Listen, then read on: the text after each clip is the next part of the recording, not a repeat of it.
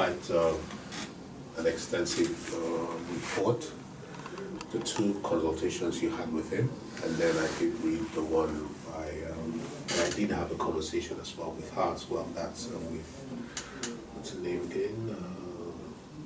Your psychologist? Yeah, I know. Yeah, so we did have a conversation. Mm-hmm. So yeah, at least I have your notes. And I did discuss the situation with some of my other colleagues as well. Yeah, just kind of have an idea and listen. And I spoke with the clinical psychologist again. Sorry, I need to get her name. So, And there was 2 emails that I sent. yeah, Emma, yeah. So there's 2 emails that I sent the previous. To Emma? No, the psychiatrist. Okay. Well, I read his notes. I read Emma's notes. I spoke with Emma. Yeah. And so that I could just get an idea of, okay, what exactly was the journey so far, what we understand about it. Yeah, so the 2 emails, I sent them to Dr. Sheikh because of the brevity of our consultation time. I wanted him to be in the full picture of why I'm here. Okay. And so I was going to bring those with me today, but I thought, well, even if you haven't read them, they're on the system, they must be on the system. And you know, if you can find them, to let me know whether they are there. If not, I can send you them again. Okay. Because it gives background. Okay. But in brief, I had this shooting episode in Ghana in 2010. Okay. And that threw me into a spiritual awakening. And I went into what's called the dark night of the soul. Okay. And that lasted in great intensity for 7 years. And then a further 7 years, I was on another journey, commonly known as the hero's journey. And during that period, I was, recluse, and I still am now very asocial. And I was compelled to study psychology, philosophy, ontology, and all those different sorts of things, looking for the answers, religion and spirituality, because I became a very, very different person. Okay. And because I couldn't work, then I was signed on as unemployed. And when you signed on as unemployed, then they want to keep seeing you every 2 weeks, and they want you to fill in all this data as to what you're doing to look for work. And I simply couldn't manage that. I simply couldn't even contemplate ever going out into society again. And they would constantly be threatening me with stopping the pittance of money that they were giving me. And I was constantly telling them that I'm not well. And I would get doctor's notes, doctor note, doctor note, doctor note, until the end they finally gave me 1 year doctor's note. And I asked the doctor if he could recommend me to some sort of psychological department. So he recommended me to Vitamines. I had a couple of consultations with Vitamines, and they told me that they weren't qualified to deal with me. So then they referred me to you. And then I had to wait a further 2 years. And so during this period, the Department of Work and Pensions were constantly hassling me, and I kept telling them I'm waiting for a psychiatric report and therapy and all these things. But they don't want to listen to that because they don't have anything at the time, so they're just treating me as the same as anyone else. It was very stressful. And so Dr. Sheikh wrote down at the end of his report that he would advise anybody that's on a need-to-know basis that I wasn't suitable for work. And so that was a sort of stay of execution momentarily from the Department of Work and Pensions.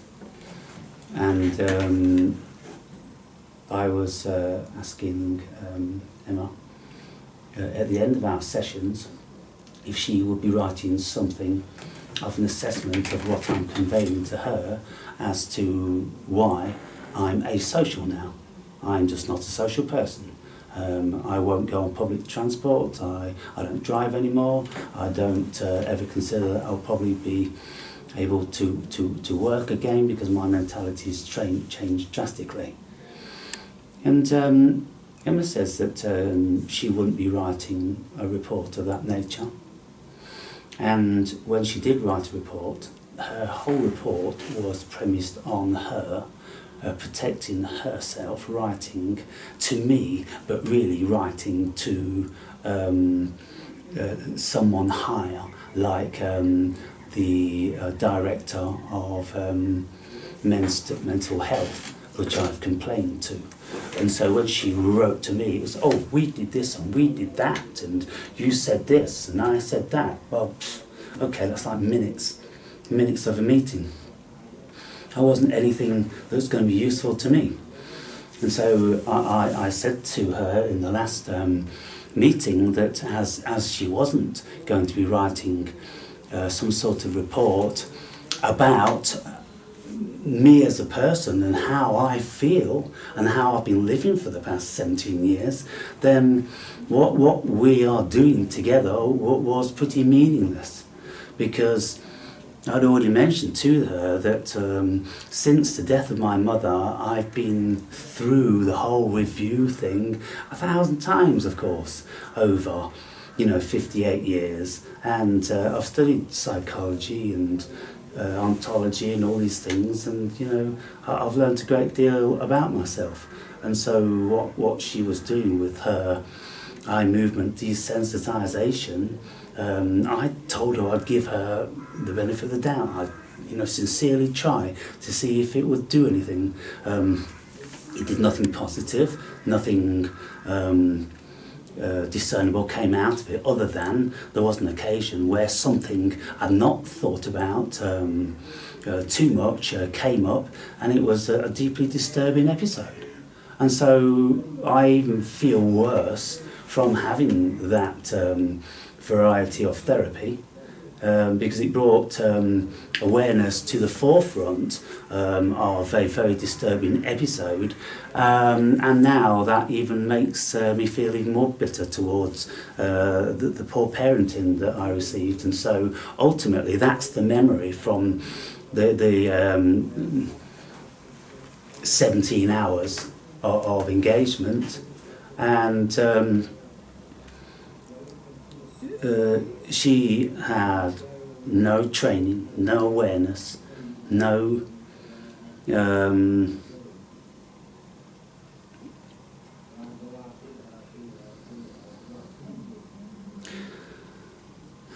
me think of the word I'm going to use now. No inclination towards the spiritual issue. And so I've looked on Google to see what the National Health Policy is on spiritual awakening and the issues that deals with, and it states that the National Health is encouraging psychiatrists and psychologists to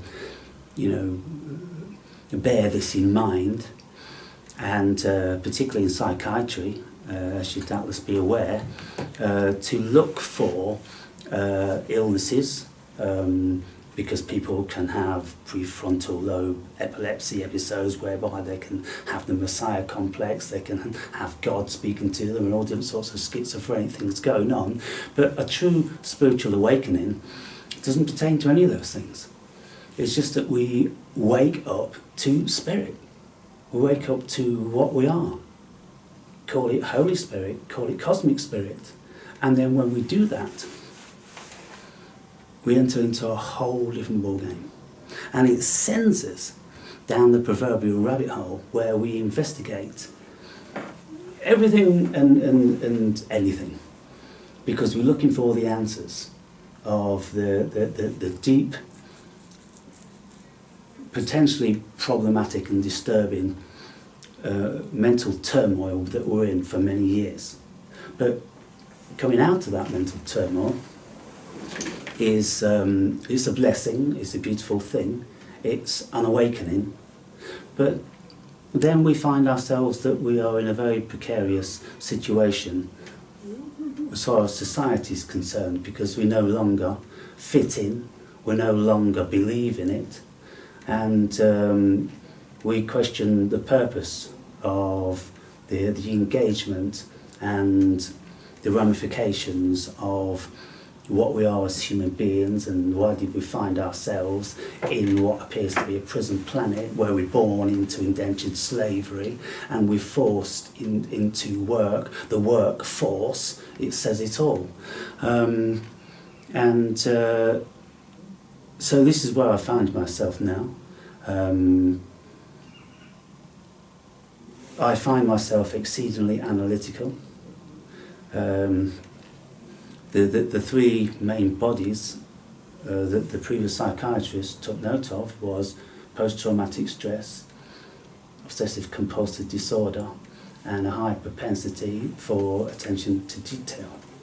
Now, my attention to detail is in relation to everything, hypervigilance, and it could doubtless be as a result of the shooting and having been taken completely by surprise, and so the body is on full red alert constantly. Because of that, it's assessing everything all the time. But my psychological investigation, my philosophical investigation, spiritual and religious and all these things, societal, social, everything, it's just brought an enormous amount of awareness to me, which now puts me in a position of feeling like I'm an alien. And we can listen to very, very prominent spiritual people who say all these things. It's a thing.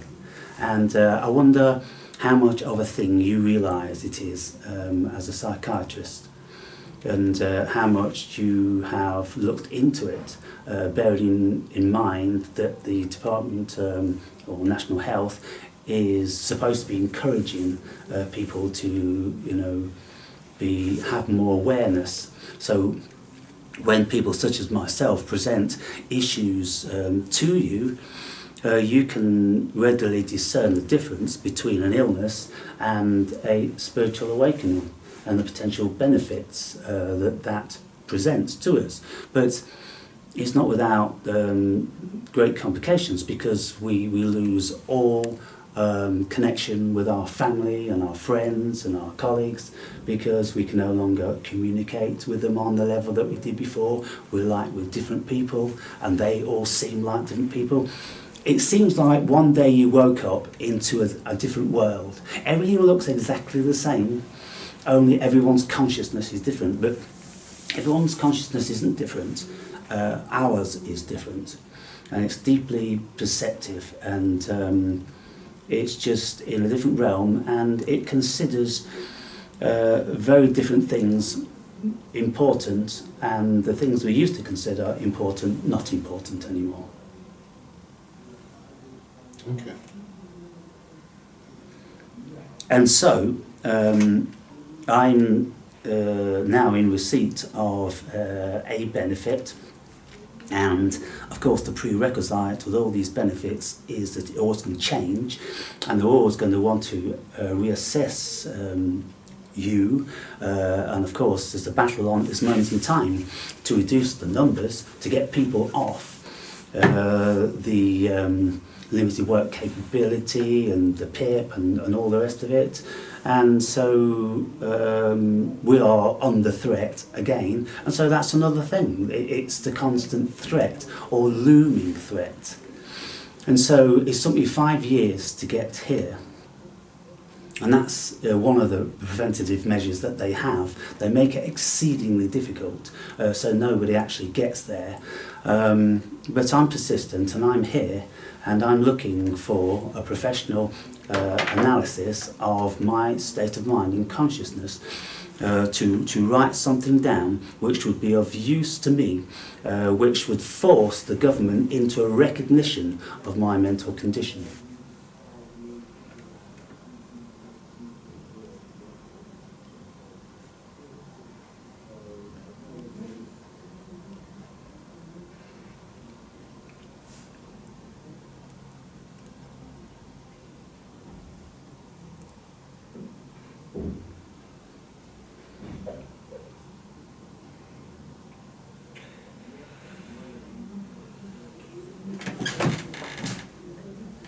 Okay, thank you, Aaron. To kind of recap how I understand what you have said is that following an event that happened in 2010, a very traumatic event where you were shot at in Ghana. Not shot at, I was shot. You were shot, okay, shot.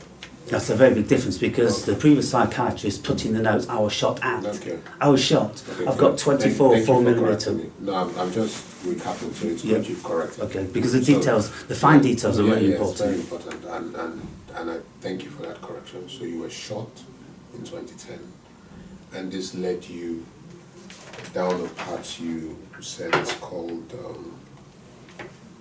the dark night of the soul. Yes. 7 years. The dark night of the soul is a very, very well renowned state of being that people enter into when they suffer from deep trauma Yeah. and they feel as if they've been abandoned by God. Okay.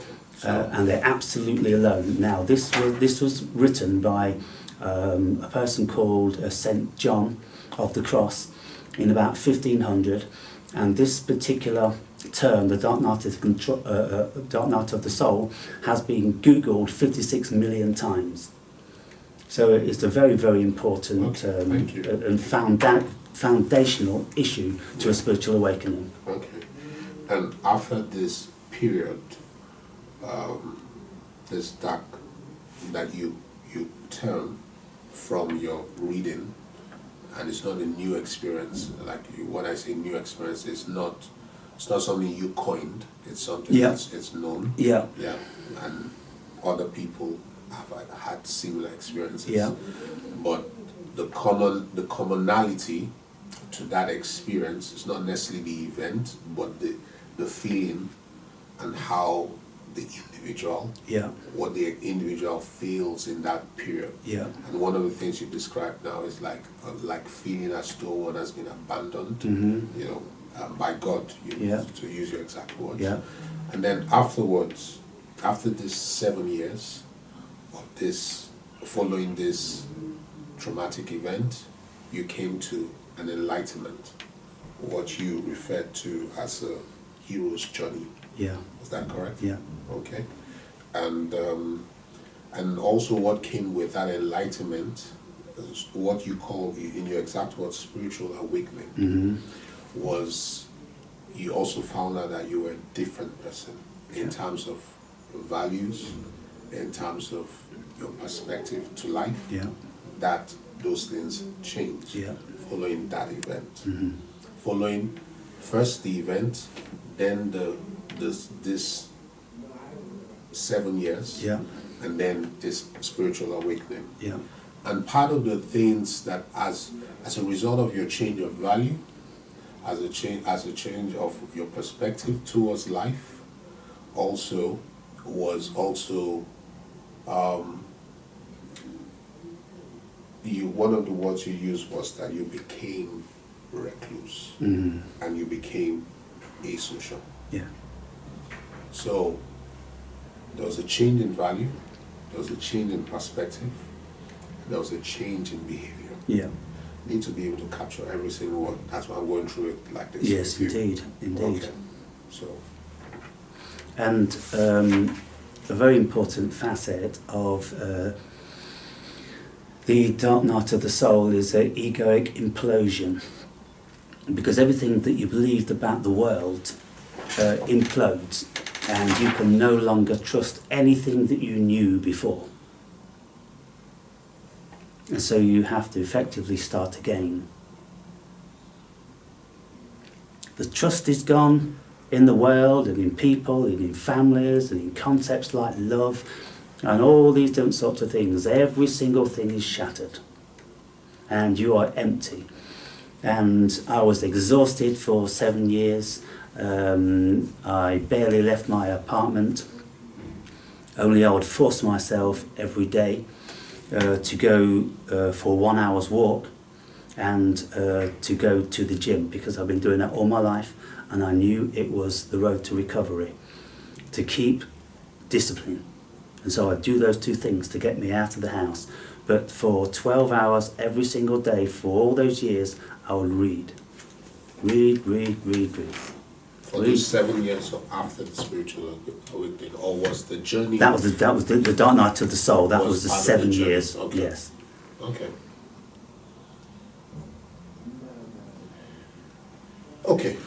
So, for clarity, so after this, just for clarity as well, what part did you refer to as the hero's journey? So, the dark night of the soul, lasting 7 years. The deep depression and lethargy and weakness and disinterested in the world. The hero's journey then takes us on to where we have been enlightened.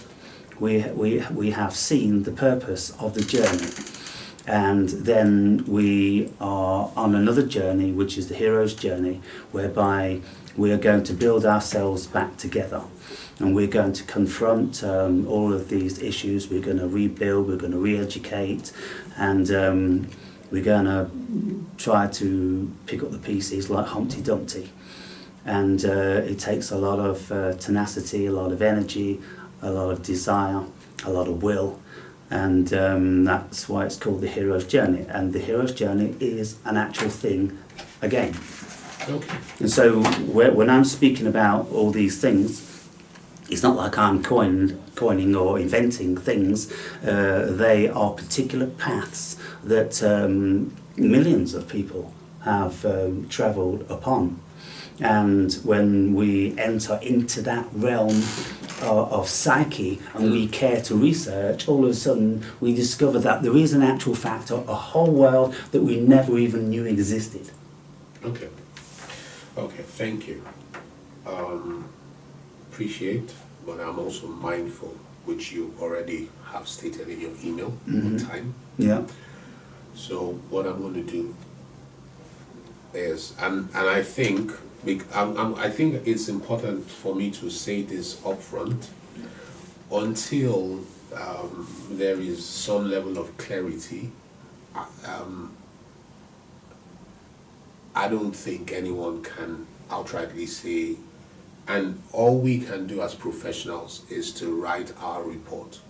The decision to include or exclude you from work is still up to. Yeah. So again, that's up to them. I'm not asking you to per se state that in your professional opinion I'm not fit for work, because as you say, that's not necessarily your position. Your position is to state my state of mind, and if with reason applied, then that should be discernible by other departments, i.e. the Department of Work and Pensions. And so obviously this is a government institution, the same as the Department of Work and Pensions is a government institution. So they have to have a point where they join in relation to ability to work and not. And so the government in the DWP, they must look towards the National Health or other professional bodies to give them documentation, which is like a sick note from school. Okay, which basically just tells them that this person has these conditions. Okay, thank you. Thank you for that. What I think will be helpful, so this kind of evaluation does require something called a longitudinal assessment, which in simple terms means it cannot be achieved in just one session. It can't. No. I'm going to send an email right now to my secretary asking for two other appointments with you. Hopefully, at the end of this extra 2 appointments, I will be able to put together something, not necessarily just for the government, for everyone. For everyone. Yeah. Yeah. So what I'm going to specifically, I know I asked for that, but I didn't send an email last time. But this time I'm going to send an email, which is I'm going to ask for you to be put as my last patient for the day. Right. So I don't feel pressured to end the consultation. end within 30 minutes. Yes. Because that's all I have. So I'm going to try. Just going to send it now, Mariam. What's chest number 48023. Now all we are doing, all we are doing is having an assessment. Not necessarily of just is because what seems to be, and if I summarize, what seems to be the challenge at this point is that following that event, a series of things have happened, but you've been on the journey, and your values, perception, and behavior has changed. And that's what we want to. But so we want to capture that. That's, I mean, that's what, because at the end of the day, that's truly what we are looking at. Yes. That is truly what we're looking at. And that's because that's as best as we can get. That something has changed. Yes, something has changed. And so my lifestyle prior, I was a businessman. So we'll look into all of that. I mean, I know all those things are already stated, but to kind of show this is how you function, and this is how you're functioning now. Yes. And that's just it. Yeah. Sometimes it's not about the diagnosis. It's just about something called an enduring personality change following an event. Right. Sometimes we have a diagnosis like that, an enduring personality change. This is not how you used to be, but this is how you have become following this event. Yeah. And if that's all we can present, that's all we can offer. Yeah. Whatever that they do with that, but it's to demonstrate this is how you lived, and this is how you live. Because sometimes going into all this we will have to go into the details, but as you tell the story, I need to be able to tease out and say what are the words that I can use. Yes. And what I can use now is that your value has changed, your perspective has changed, and your behavior has also changed. Yeah, my lifestyle has changed. Yeah, that's behavior. So we need to demonstrate all of that. But that's not something I'm just going to rush over, or neither are you going to tell me, write this, write that. No, I'm going to listen to your story. Yes. And then I'm going to try and ask you, so I'm not putting words into your mouth. Yeah. If I'm not using the right words, and you don't agree, that's what this conversation is all about. Yeah. So I'm going to fix it for December and January, hopefully. We will December to have 1 hour, and then because we fix these things in blocks, so if I don't get you fixed now, it may not be practical to get you. So I'm going to just ask, please fix a 1 hour for December and a 1 hour in January, back to back, 4 weeks apart, each of them. Okay, so that's all we can do for now. If that's okay with you, I will see you in December. But before we finish, let me just say hi, Mariam.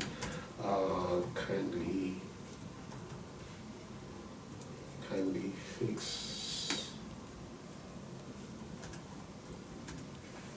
Aaron for last appointment. Was 12:30 in December and January. I would like to have at least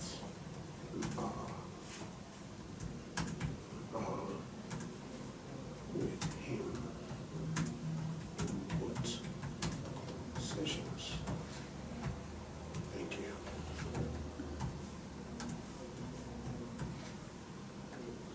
Okay, so I've sent that to my secretary personally to set the dates.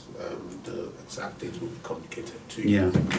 Okay, thank you, everyone. I will capture what we have said so far, and part of what my plan is for further conversation. Like I said, this is going to be a longitudinal assessment. It cannot be done in one session in 30 minutes. No, it's not practical. And at the end of by the third session, because this is technically first and this is just one. Right. I mean, the one I had with you previously and this, it's just one session. Yeah. Hopefully by the third session, I should then have a report. Yes. That we can work with. Yeah. Okay. Because these sort of things, when people have these experiences, because hitherto there are no institutions that recognise, then people think that they are going crazy, and they are very destabilised, and they are afraid of going to see the doctors and saying things like, God spoke to me, Jesus spoke to me, I had a dream of angels and all these stuff, which I've had. I've had all those things. But where do you go to speak to people other than maybe... Let's talk about them more. Like I said, I don't want to encroach into the person after you's time. Right. Yeah, because that will be limiting their time. Yeah. What I've done is put you as the last person in my next appointment. So that way you're not encroaching on anybody's time. Even if we speak for over an hour, okay, I am not pressured for anybody. Thank you. Appreciate it. Okay, have a nice day.